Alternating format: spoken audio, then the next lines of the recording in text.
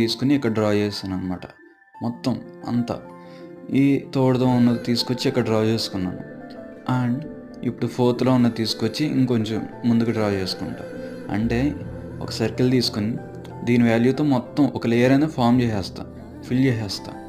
తర్వాత second value తీసుకొని మళ్ళీ ఇంకొకసారి సెకండ్ లేయర్ అనమాట ఇది. తర్వాత ఇంకొక వాల్యూ తీసుకుంటా, అంటే ఇంకొంచెం థిక్‌గా ఉండే వాల్యూ తీసుకుంటా. అలా ఒక్కొక్కటి తీసుకొని లేయర్ కింద ఫామ్ చేసుకుని ఒక ఆబ్జెక్ట్ అనేది ఇలా రెడీ చేసుకుంటాను నేను 3Dలో. సో ఇలా ఇక్కడ మీకు డార్క్గా అనిపిస్తుంది కదా ఒక సైడ్, ఇవన్నీ మొత్తం ఈ వాల్యూస్ మీద డిపెండ్ అయి ఉంటుంది.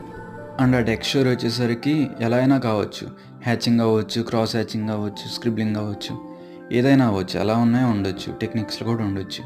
ఇప్పుడు నా క్వశ్చన్ ఏంటంటే, లెఫ్ట్ సైడ్ అయితే సన్లైట్ పడుతుంది అనుకుందాం, రైట్ సైడ్ అయితే షాడో అయితే